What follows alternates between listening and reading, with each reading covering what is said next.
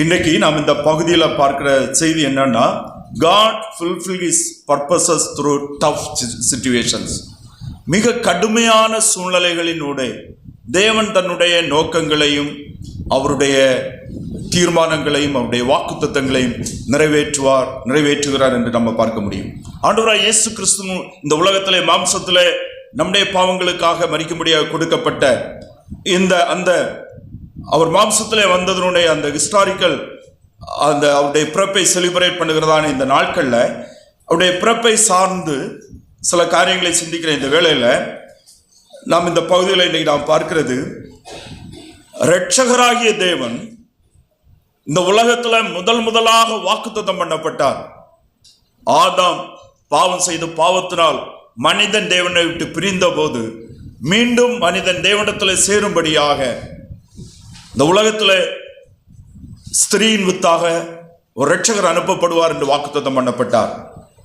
மாத்திரமல்ல, ஆண்டவராய் இயேசு கிறிஸ்து உடைய பிறப்பு இன்னும் மரணத்தை குறித்து அநேக தீர்க்க தரிசனங்கள், நூற்றுக்கணக்கான தீர்க்க தரிசனங்கள் இருக்குது. குறிப்பாக இயேசு கிறிஸ்துவுடைய பிறப்பை குறித்து 324 பழைய ஏற்பாட்டின் தீர்க்க தரிசனங்கள் அவருடைய பிறப்பிலே நிறைவேறுகிறது. அவருடைய பிறப்புல, மாம்ச பிறப்புல 324 தீர்க்க தரிசனங்கள் நிறைவேறுகிறது. அப்படியாக தேவனுடைய முன்னறிவின்படியான தீர்க்க தரிசனத்தின்படி அவருடைய ஒரே குமாரனாகிய தேவகுமாரனாகிய கிறிஸ்து இந்த உலகத்தில் அனுப்பப்படுகிற வேளையில் எல்லாவற்றையும் ஆளுகை செய்கிற தேவன், எல்லாவற்றையும் தன்னுடைய வல்லமையினால் கட்டுப்பாட்டுக்குள்ள வைத்திருக்கிற தேவன் இயேசு கிறிஸ்துவை மாம்சத்தில் இந்த கொடுக்கும்போது அவர் பிறக்கும்போது எருசலேமில் ஒரு பலவீனமான ஒரு பலனில்லாத ஒரு ராஜாவை வச்சிருக்கலாம். ஆனால் இயேசு கிறிஸ்து பிறந்த நாட்களில், ஏரோது ராஜாவின் நாட்களில், யூதேயாவில் உள்ள பெத்லெகேமில் இயேசு பிறந்த பொழுது கிழக்கில் இருந்த நட்சத்திரங்கள் எருசலேமுக்கு வந்து, ஏரோது ராஜா அந்த நாட்களில், ஏரோது வெரி டஃப் கிங், வெறிய கடினமானவன், வெரி குரூவல் கிங், ரொம்ப மோசமான ஒரு ராஜா.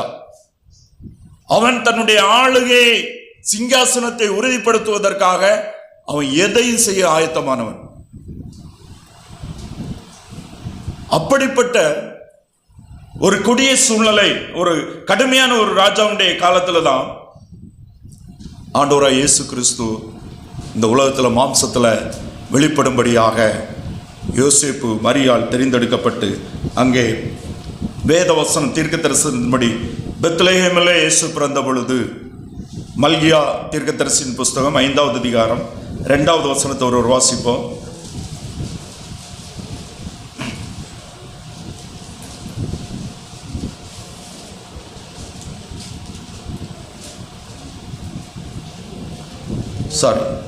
சாரி மீகா தீர்க்க தரிசன புஸ்தகம் 5வது அதிகாரம் 2வது வசனம்.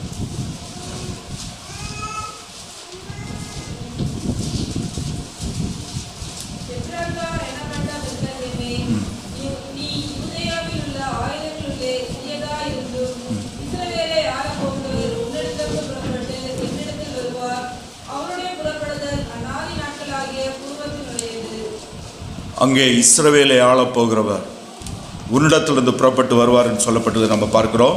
யோவான் எழுதின சுவிசேஷம் 7வது அதிகாரம் 42வது வசனத்தை ஒரு வாசிப்போம்.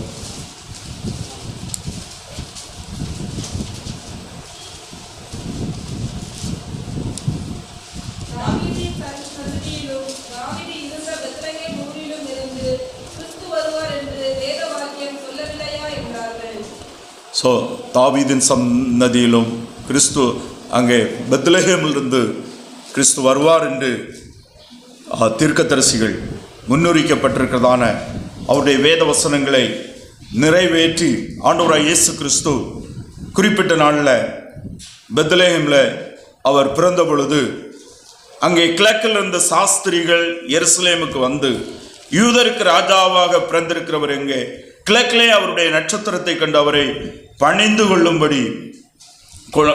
கொள்ள வந்தோம் என்றார்கள். ஏரோது ராஜா அதை கேட்ட பொழுது அவனும் அவனோட எருசலேம் நகரத்தார் அனைவரும் கலங்கினார்கள் என்று நாம் இங்கே பார்க்கிறோம். இந்த கிழக்கில் இருந்த ஞானிகள் நம்ம தானியேல் தீர்க்கதரிசி புஸ்தகம் 5வது அதிகாரம் 15வது வசனத்தில் பார்க்கும்போது அங்கே ஞானிகள் அந்த வசனத்தோடு ஒரு வாசிப்போம். தானியேல் 5:11.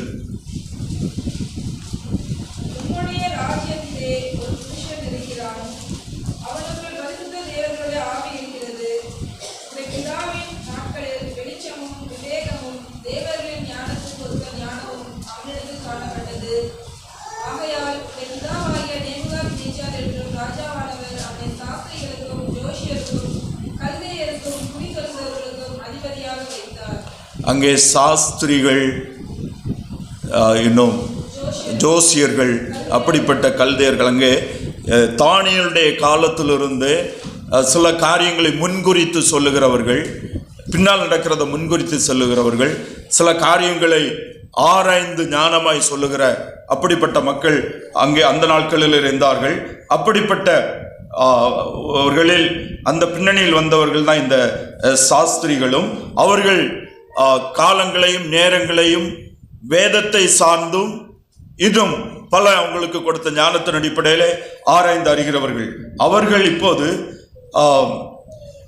இங்கே எருசலேமில் ஆண்டவராய் இயேசு கிறிஸ்து பிறந்தார் என்பதை கேள்விப்பட்டு அவங்க யூதருக்கு ராஜாவாக பிறந்திருக்கிறவர் எங்கே கிழக்கிலே அவருடைய நட்சத்திரத்தை கண்டு அவரை பணிந்து கொள்ள வந்தோம் என்றார்கள். இங்க நம்ம பார்க்கும்போது நாங்கள் அவரை பணிந்து கொள்ள வந்தோம். அப்போ அவர்களை அற்புதமாக தேவனிடத்திலிருந்து அனுப்பப்பட்ட நட்சத்திரம் இயேசு கிறிஸ்து பிறந்ததான எருசலேமுக்கு நேராக வழிநடத்துகிறது. வழிநடத்தி வரும்போது அவர்கள் சொல்கிறார்கள், கிழக்கிலே அவருடைய நட்சத்திரத்தை கண்டு இது இரட்சகராக தேவனுக்கு நேராக நம்மை நடத்துகிறதற்காக தேவனால் அனுப்பப்பட்ட நட்சத்திரம் என்கிறதை அவர்கள் புரிந்து கொண்டார்கள். ஏனென்றால் அற்புதமாக அந்த நட்சத்திரம் இயேசு கிறிஸ்து இருந்ததான இடத்திற்கு நேராக அவர்களை வழிநடத்தினது. அவர்கள் இயேசு கிறிஸ்து இடத்துல வந்து அங்கே யூதருக்கு ராஜாவாக பிறந்திருக்கிறவர் எங்கே கிழக்கிலே அவருடைய நட்சத்திரத்தை கண்டு அவரை பணிந்து கொள்ள வந்தோம் என்றார்கள். இதில் நம்ம ஒன்றை சிந்திக்க வேண்டும். மத்தேயு 4வது அதிகாரம் 10வது வசனத்தை ஒரு வாசிப்போம்.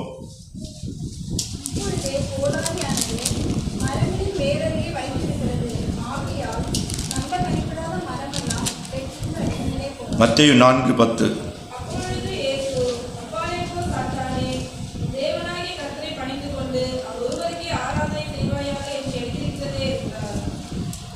பழைய ஏற்பாட்டில் உன் தேவனாகிய கர்த்தர் ஒருவரையே பணிந்து கொண்டு அவர் ஒருவருக்கே ஆராதனை செய்வாயாக என்று எழுதியிருக்கிறது என்று ஆண்டவராய் இயேசு கிறிஸ்து பிசாசினால் சோதிக்கப்படும் போது அங்கே அவருடைய பேசுகிறதான காரியத்தை நம்ம பார்க்கிறோம்.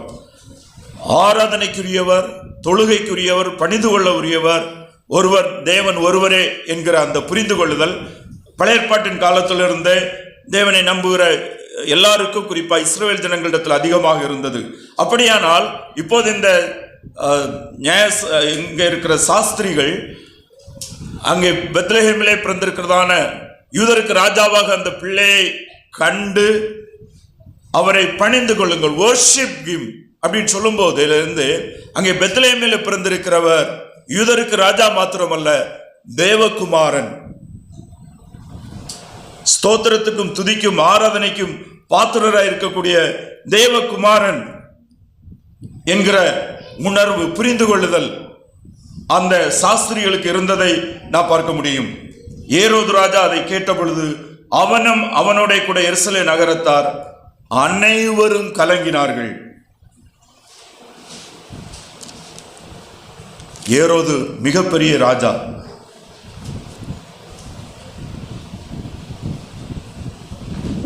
அவன் அந்த சாஸ்திரிகள் மூலமாக அந்த செய்தியை கேட்டு யூதருக்கு ராஜாவாக வாக்குத்தத்தம் பண்ணப்பட்ட மெசாயாவானவர் பிறந்திருக்கிறார் என்று கேள்விப்பட்ட போது அவனும் அவனோட கூட எருசலேம் நகரத்தார் அனைவரும் கலங்கினார்கள் என்று நம்ம பார்க்கிறோம்.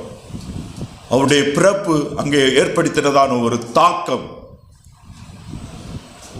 மிக பெரிதான ஒரு தாக்கம் அங்கே ஏற்பட்டது. யூதர்கள் தங்களுக்கு இரட்சகராக, தங்களை ஆளுகிறவராக, மேசியாவாக வாக்குத்தத்தம் பண்ண இரட்சகர் கொடுப்பார் என்பதை அறிந்து எதிர்பார்த்திருந்தார்கள். ஆனால் அது ஏரோதனுடைய நாட்கள்ல நடந்தபோது ஏரோதும் கலங்கினால், ஜனமும் கலங்கினார்கள். காரணம் என்ன? ஏனென்றால்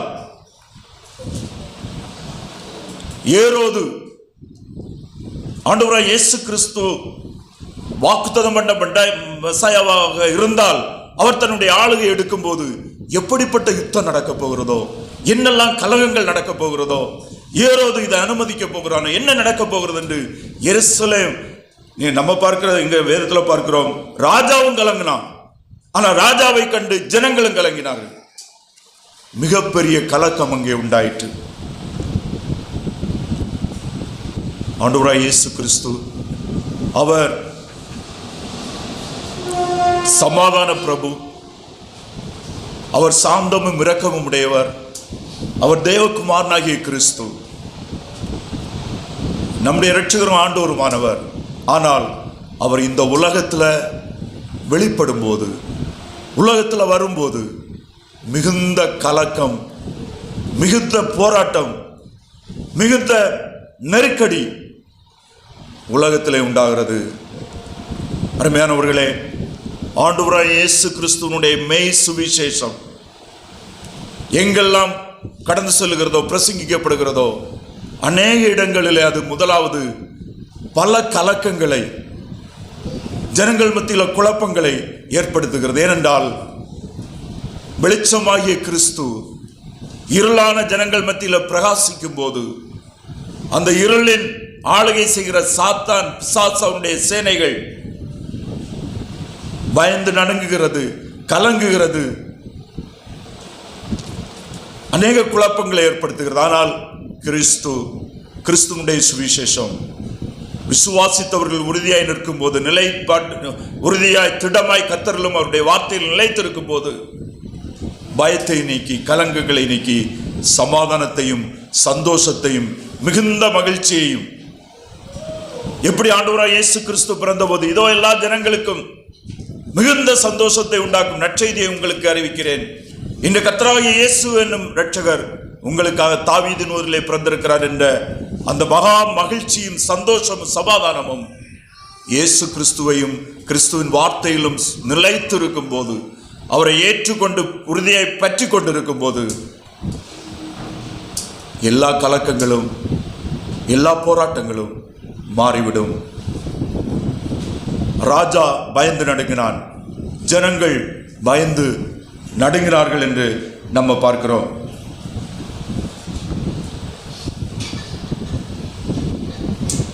ஆனால் அவைகள் தேவனுடைய நோக்கங்களை எந்த விதத்திலும் குறைத்து விட முடியாது. இங்கே நான் பார்க்கும்போது ஆண்டவராய் இயேசு கிறிஸ்துவை பணிந்து கொள்ள, ஆராதிக்கும்படியாக வந்தோம் என்று சாஸ்திரிகள் சொன்னதை நம்ம பார்க்கிறோம். ஏனென்றால் அவர் தேவகுமாரன். ஆண்டவராய் இயேசு கிறிஸ்து இந்த உலகத்துல தன்னை தாழ்த்தி அடிமை ரூபம் எடுத்து மனித சாயலாக ஒரு சாதாரண நிலைமையில, ஒரு சாதாரண பின்னணியில, ஒரு சாதாரண சூழ்நிலையில இந்த உலகத்தில் அவர் வந்தார் என்பதை நம்ம பார்க்கிறோம். பிலிப்பியர் 2வது அதிகாரம் 6 to 12 வரை உள்ள வசனங்களை நம்ம வாசிப்போம்.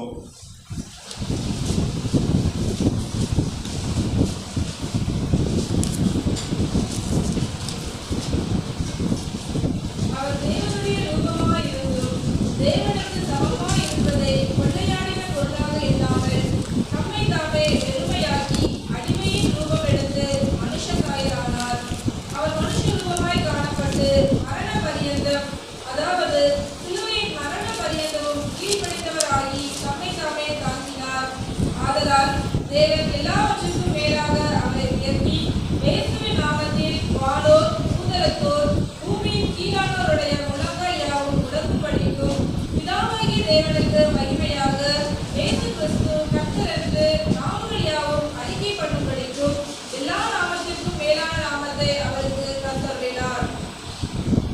ஸோ இங்கே நம்ம பார்க்கும்போது ஆண்டவராக இயேசு கிறிஸ்து இந்த உலகத்தில் மாம்சத்தில் வரும்போது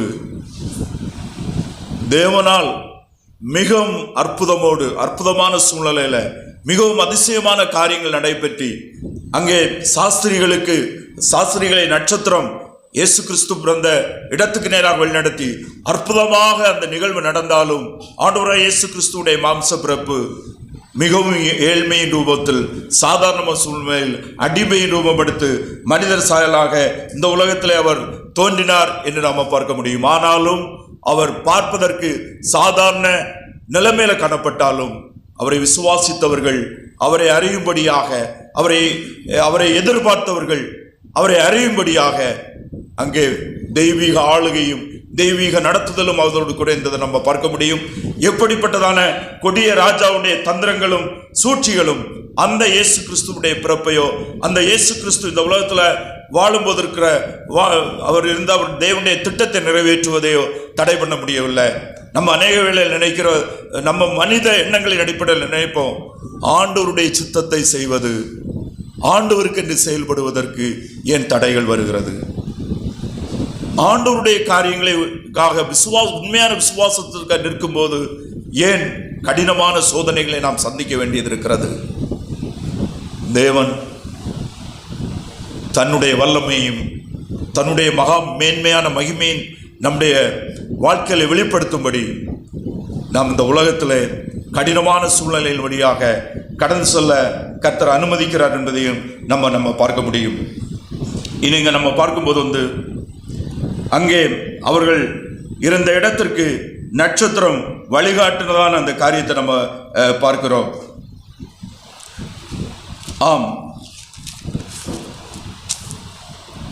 தேவனுடைய திட்டங்கள், தேவனுடைய சித்தம், அவருடைய உண்மைகள் நிறைவேறும் போது எல்லா சூழ்நிலையிலும் எப்படி இயேசு கிறிஸ்துவுடைய மாம்ச பிறப்புல ஆண்டவருடைய வல்லமையான வழிநடத்தல் இருந்ததோ, super natural guidance and super natural ruling and reality, அதை அவருடைய அந்த பிறப்பையும் அவருடைய எல்லா காரியங்களையும் ஆளுகை செய்து நடத்தி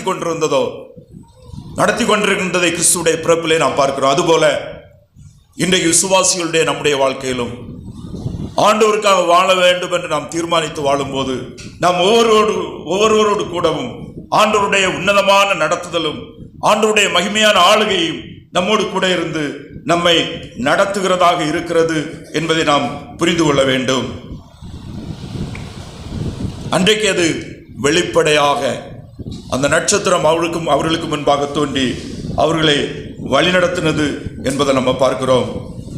இன்றைக்கு நம்மோடு கூட இருக்கிற பரிசுத்த ஆவியாகிய தேவன் நம்ம எல்லா சூழ்நிலைகளிலும் எல்லா நெருக்கங்களிலும் நம்மோடு கூட இருந்து நம்மை நடத்தி நம்மை பாதுகாக்கிற தேவனாய் இருக்கிறார் என்பதை நம்ம ஒவ்வொரு சூழ்நிலையிலும் நாம் உணர்கிறோம். நாம் விசுவாசத்தில் நிலைத்திருக்கும் போது அதை புரிந்து கொள்ள முடியும், உணர்ந்து கொள்ள முடியும். 4-6 வரை உள்ள வசனங்களை ஒரு வாசிப்போம். மத்தேயு 2:4-6 வரை.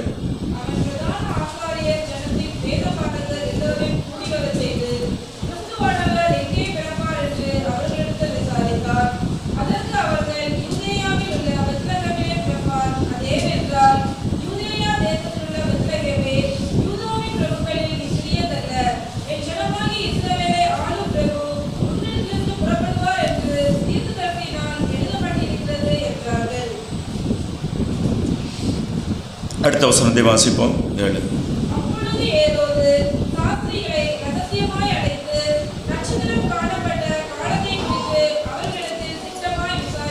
அடுத்த வசனத்தை வாசிப்போம்.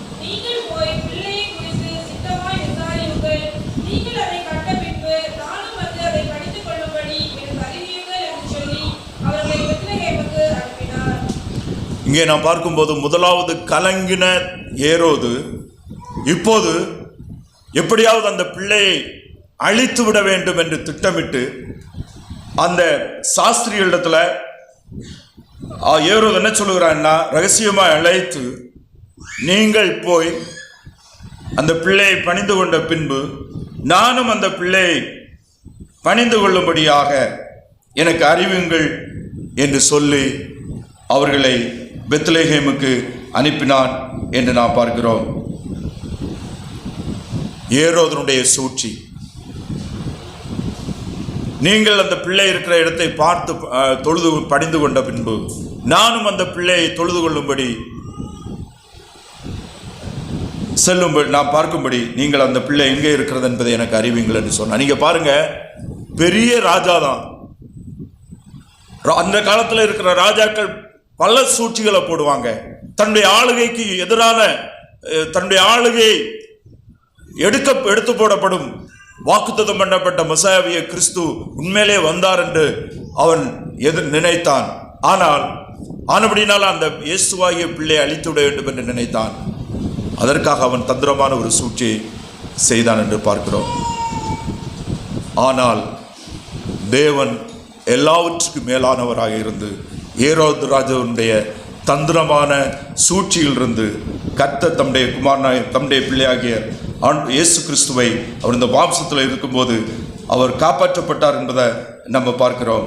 9-10 வசனங்கள் ஒரு வாசிப்போம்.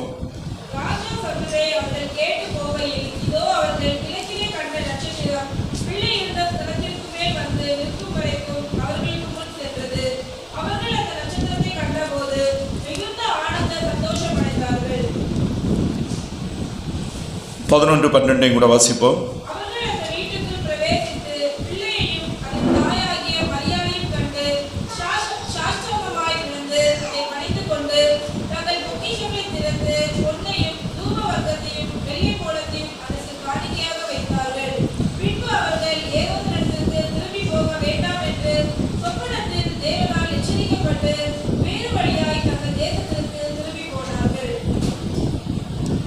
பாருங்க,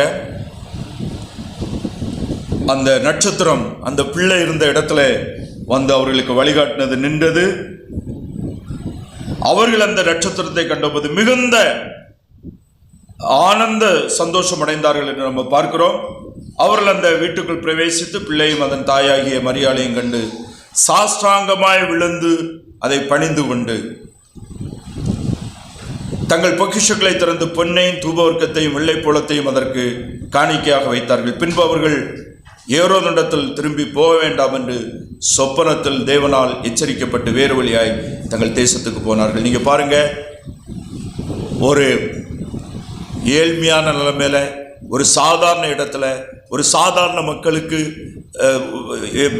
மரியாள் யோசேப்புக்கு பிறந்த அந்த பிள்ளை, இவர் தேவகுமாரனாகிய கிறிஸ்து, இவர் வானத்தையும் பூமியையும் படைத்த சிருஷ்டி கர்த்தர். இன்னைக்கு நாம் ஆராதனையில சிந்தித்தது போல சீனாய் மலையில தேவனுடைய பிரசன்னம் வந்தபோது ஜனங்கள் அந்த மலையை தொடக்கூடாதபடி அவருடைய மகிமை பிரவேசித்தது என்று பார்க்கிறோம். அப்படிப்பட்ட உன்னதமான மகிமைக்கும் கனத்திற்கும் பாத்திரராகிய தேவகுமாரன் மாம்சத்துல ஒரு சாதாரண நபராக, ஒரு சாதாரண நிலைமையில் இருக்கும் போதும் அவரை தேவகுமாரனாக, ஆராதனைக்கு உரியவராக, ஸ்தோத்திரத்துக்கும் துதிக்கும் பாத்திரர் என்பதை அந்த ஞானிகள் உணர்ந்து கொள்ளும்படியாக, அதை தொழுது கொள்ளும்படியாக அவர்களிடத்தில் அந்த தெய்வீக ஆளுகையும் தெய்வீக உணர்வும் தெய்வீக நடத்துதலும் இருந்து அவர்கள் அந்த பிள்ளையை தொழுது கொண்டார்கள், காணிக்கைகளை படைத்தார்கள் என்று நம்ம பார்க்கிறோம். ஆம், தேவனுடைய உண்மைகளின்படி நாம் வாழும்போது, தேவனுடைய சத்திய ஜீவ வசனங்கள் நம்முடைய உள்ளத்தை ஆளுகை செய்யும் போது, நாம் வேத வசனங்களை நம்முடைய மனதிலும் இருதயத்திலும் வைத்து தியானித்து வசனங்களின்படி சிந்தித்து நாம் நடக்கும் போது, நாம் இந்த உலகத்தில் இருக்கிற அநேக காரியங்கள், மனிதனுடைய பார்வைகள், மனிதனுடைய ஞானம், மனிதனுடைய கணக்குகள், அவைகளுக்கு அப்பாற்பட்டு தேவனுடைய பரிசுத்த ஆவியானவருடைய நடத்துதல், உண்மைகளையும் சத்தியங்களையும் தேவ சுத்தத்தையும் உணர்ந்து நாம் நடக்கும்படியாக நம்மை நடத்துகிறதா இருக்கிறது. அந்த சத்திய பாதையில நாம் நடந்து மனிதனுடைய கண்களுக்கும் புத்திக்கும் எட்டாதவைகளை நாம் தேவ ஞானத்தினால் பரிசுத்த ஆவியானவருடைய உணர்த்துதலினால் நாம் உணர்ந்து தேவனுடைய சித்தத்தை செய்யும்படியாக கர்த்தர் நம்மை நடத்துகிறவராக இருக்கிறார் என்பதை நம்ம பார்க்க முடியும். லூக்கா எழுதின சுவிசேஷம் 13வது அதிகாரம் 21வது வசனத்தை ஒரு வாசிப்போம்.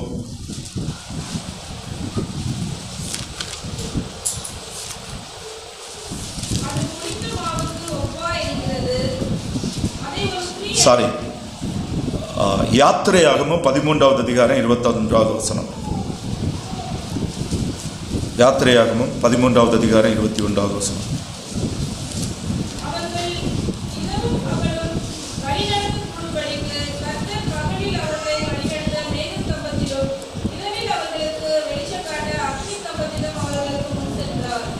எப்படியாக எகிப்திலிருந்து இஸ்ரவேல் ஜனங்கள் கானானுக்கு நேராக புறப்பட்டு வரும்போது அந்த மேகஸ்தம்பம், அக்னி ஸ்தம்பம், பகலிலே மேகஸ்தம்பம், இரவிலே அக்னி ஸ்தம்பம் அவர்களை வழிநடத்தினதோ, அதுபோல இந்த சாஸ்திரிகள் அந்த நட்சத்திரத்தினால் அந்த பிள்ளை இருந்த இடத்துக்கு நேராக அற்புதமாக வழிநடத்தப்பட்டார்கள் என்பதை நம்ம பார்க்கிறோம். இன்றைக்கு ஆண்டவராகிய இயேசு கிறிஸ்துவுடைய சுவிசேஷத்தின் மூலமாக, வேத வசனத்தின் சுவிசேஷத்தின் மூலமாக அநேகர் உயிர்த்தெழுந்த கிறிஸ்துவனிடத்திற்கு, ஜீவிக்கிற கிறிஸ்துவனிடத்திற்கு, உயிர்த்தெழுந்து உன்னதத்திற்கு எழுந்து சென்றவர் பரிசுத்த ஆவியானவராக இன்றைக்கு நம்மோடு இருந்து நம்மை நடத்துகிற தேவ ஆவியானவர். நாம் அவருடைய வார்த்தைக்கு, அவருடைய சித்தத்துக்கு நம்மை ஒப்பு கொடுத்து கீழ்ப்படிந்து நம்ம நடக்கும்போது ஆவிக்குரிய ஞானத்துக்கு நேராகவும், இன்னும் தேவனுடைய சித்தங்களை அறிந்து கர்த்தருக்கு நாம் நடக்கும்படியாக வாழும்படியாகவும் அவருடைய வேத வசனத்தின் மூலமாக நம்மை ஒவ்வொரு நாளும் நடத்தி அவருடைய சித்தத்தின்படி நாம் செய்யும்படியாக அவர் நமக்கு உதவி செய்கிறார். இன்னும் நம்ம பார்க்கும்போது 12வது வசனத்தில், பின்பு அவர்கள் ஏரோதிடத்திற்கு திரும்பி போக வேண்டாம் என்று சொப்பனத்தில் தேவனால் எச்சரிக்கப்பட்டு வேறு வழியாய் தங்கள் தேசத்திற்கு திரும்பி போனார்கள் என்று நம்ம பார்க்கிறோம். தேவனுடைய சித்தத்தின்படி நடக்கிற ஒவ்வொருவரும், ஒவ்வொரு அடிகளும் தேவனால் வழிநடத்தப்படுகிறது. நமக்கு எதிராக நாம் அறியாதபடி நமக்கு விரோதமாக வைக்கிற எல்லா விதமான சூழ்ச்சிகளையும் தந்திரங்களையும் தேவன் அறிந்திருக்கிறார். அவைகளிலிருந்து நாம் தப்புவிக்கப்படும்படியாக, தீமையிலே நாம் விழுந்து விடாதபடி கர்த்தர் நம்மை நடத்துகிறவராக இருக்கிறார். எப்படி இந்த சாஸ்திரிகள் ஏரோதுடைய சூழ்ச்சியின்படி விழுந்து அவனுக்கு அந்த செய்தியை அறிவியாதபடி அவர்கள் தேவனால் உணர்த்தப்பட்டு சொப்பனத்திலே அவர்களுக்கு வெளிப்படுத்தப்பட்டது. அதுபோல இன்றைக்கு நாம் கிறிஸ்துவை, அவருடைய வார்த்தைகளை விசுவாசித்து சார்ந்து நடக்கிறவர்கள், இந்த உலகத்தின் தீமைகள் இருந்தும் பொல்லாப்புல நாம் விழுந்து விடாதபடி நம்மை நடத்தும்படியாக வேத வசனத்தின் மூலமாகவும் பரிசுத்த ஆவியானவர் நமக்கு தருகிற உணர்வின் அடிப்படையிலும் நாம் தீமையிலிருந்து விலகி வாழும்படியாக கர்த்தர் நம் ஒவ்வொருவருக்கும் உணர்வையும் ஞானத்தையும் தந்து நம்மை நடத்துகிறவராக இருக்கிறார். நாம் இயேசு கிறிஸ்துவிலே விசுவாசமாக இருக்கிற நாம் ஒவ்வொருடைய வாழ்க்கையின் ஆண்டவருடைய பார்வையில் விசேஷமானது. ஒவ்வொருவரும் அவருக்கு தனிப்பட்ட முறையில் தெரிந்தெடுக்கப்பட்டவர்கள். ஒவ்வொருவரை குறித்தும் தேவனுடைய நோக்கம் உண்டு. எவ்விதமாக அந்த சாஸ்திரிகள் ஆண்டவராகிய இயேசு கிறிஸ்து மாம்சத்தில் பிறந்தபோது அவரை பார்க்கவும், தொழுது கொள்ளவும், ஆராதிக்கவும், அவ்விதமாக அவருடைய தெய்வீக இயேசு கிறிஸ்துடைய தெய்வீகம் வெளிப்படவும் தேவன் அவர்களை பயன்படுத்தினார். அதுபோல இயேசு கிறிஸ்துவிலே விசுவாசமாக இருக்கிற நாம் ஒவ்வொருவரும் ஆண்டவராகிய இயேசு கிறிஸ்துவுக்கு சாட்சியாக இருக்கும்படி, அவர் மெய்யான தேவகுமாரன், அவர் எல்லாவற்றையும் படைத்து ஆளுகை செய்கிறவர், அவர் ஒருவரை ஆராதனைக்கு உரியவர், அவரை விசுவாசிக்கிற எல்லாரையும் அவர் அவருடைய மகிமைக்கு நடத்துகிறார் என்பதை நாம் அறியும்படி நாம் ஒவ்வொருடைய வாழ்க்கையிலும் இருந்து நம்முடைய ஒவ்வொரு வாழ்க்கையிலும் நம்முடைய பரிசுத்த ஆவியினால் அற்புதமாக, அதிசயமாக நம்மை உணர்த்தி நடத்தி பாதுகாத்து அவருடைய சித்தங்களை செய்யும்படியாக நம்மை நடத்துகிறவராக இருக்கிறார். நம்ம எப்போதும் வேத வசனத்தினுடைய சத்தியங்களுக்கு கீழ்ப்படிந்து, அவைகளை தியானித்து, அவைகளுக்கு கீழ்ப்படிந்து நம்மை ஒப்பு கொடுத்து அவருக்கு வாழும்போது எல்லா காரியங்களும் ஆண்டவர் நமக்கு மேன்மையாக நம்மை நடத்துகிற பரிசுத்த தேவனாக இருக்கிறார். 13 15 வரை உள்ள வசனங்களை ஒருவர் வாசிப்போம்.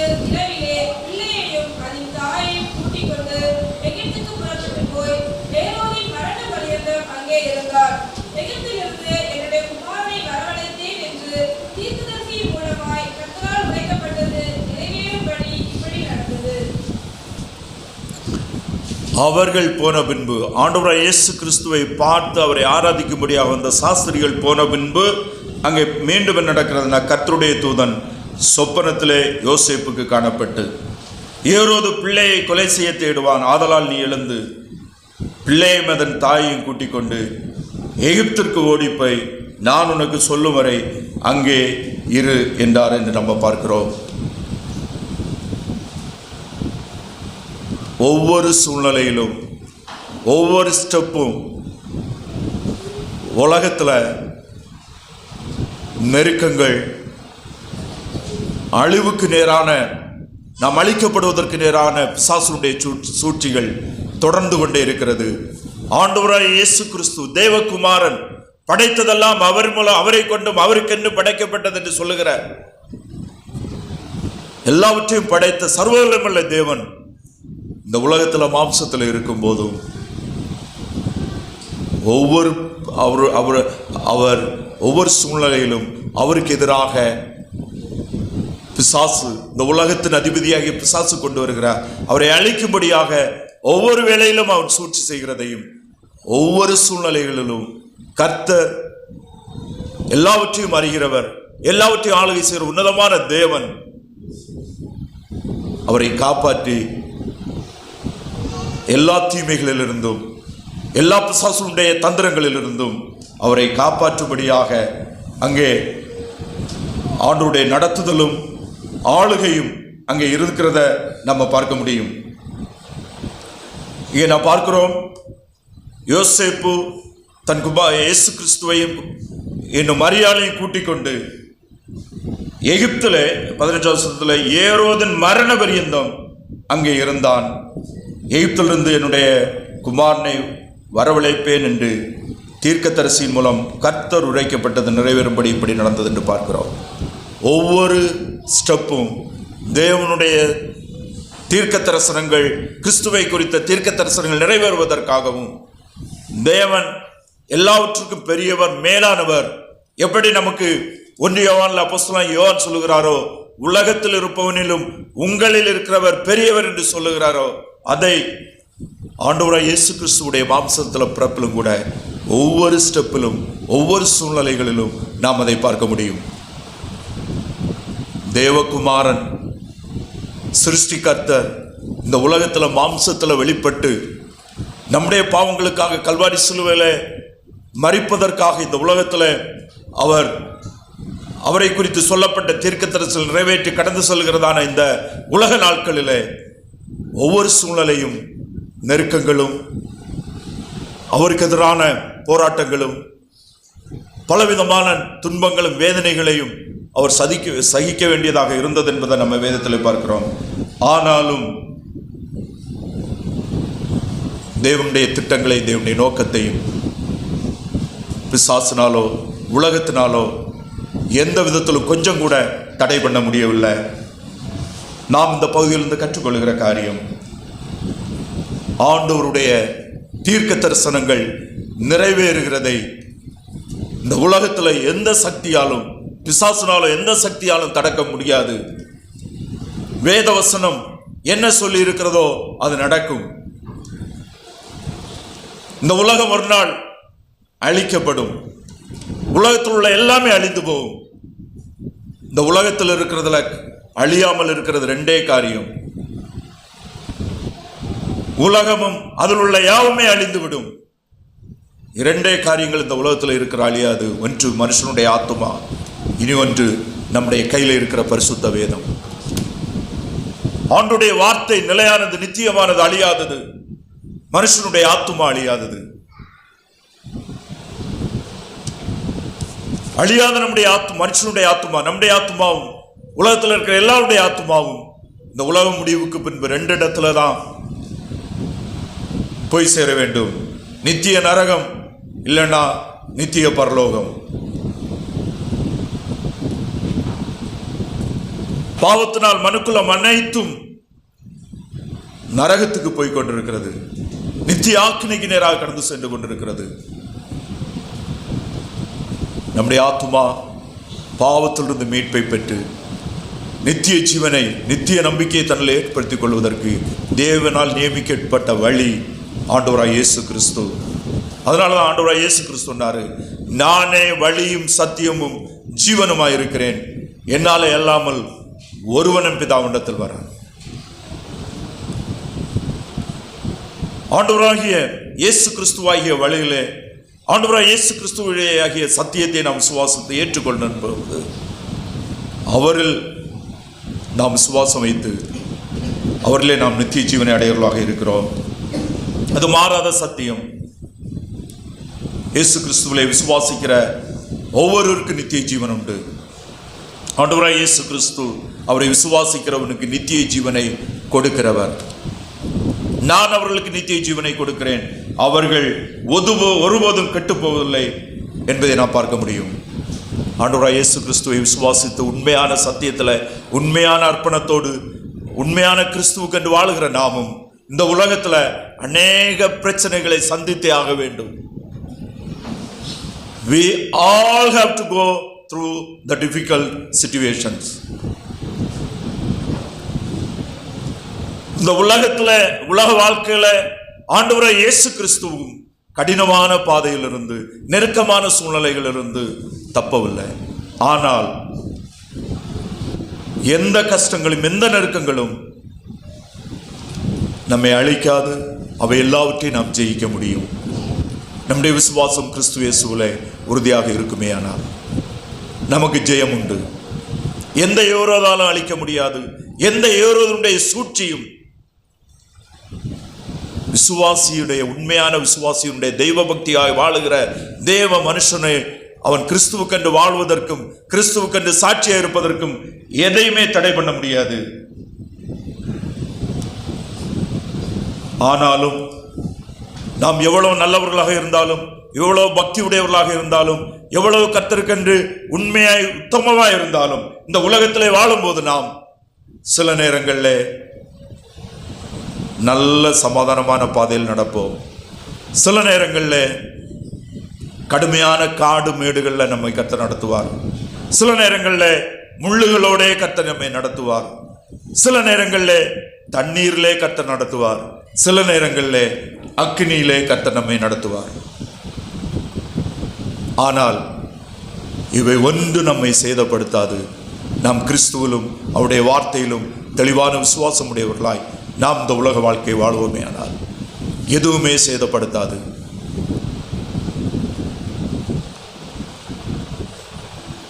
யோர்தான் நதியோ செங்கடலோ இஸ்ரவேலை அழிக்க முடியவில்லை. வனாந்தரமோ வறட்சியோ இஸ்ரவேலை அழிக்க முடியவில்லை. அக்கினி சாத்ராக் மேஷாக் ஆபேத்நேகோவை அழிக்கவில்லை. சிறைச்சாலையும் சிங்கமும் தானியேலை அழிக்கவில்லை. இஸ்ரவேல் ஜனங்களை அழித்தது அவர்களுடைய அவிசுவாசம், அவர்களுடைய பாவம். அருமையான விசுவாசிகளே, நம்மையும் எந்த சோதனைகளும் எந்த தீமைகளும் நம்மை அழிக்க முடியாது. நம்மை அழிப்பது நம்முடைய அவிசுவாசமும் நம்முடைய பாவங்களுமே தவிர வேற எதுவுமே நம்மை அழிக்க முடியாது. நாம் கர்த்தரிலும் நாம் கர்த்தருடைய வார்த்தையிலும் உண்மையுள்ளவர்களாக இருப்போமே ஆனால் எந்த நெருக்கங்களிலும் எந்த சோதனைகளிலும் நாம் ஜெயித்து அவருக்கு மகிமையும் கனமும் சாட்சியும் உள்ளவர்களாய் கடந்து வர கர்த்தர் நமக்கு உதவி செய்வார். நாம் யாவரும் கண்களை மூடி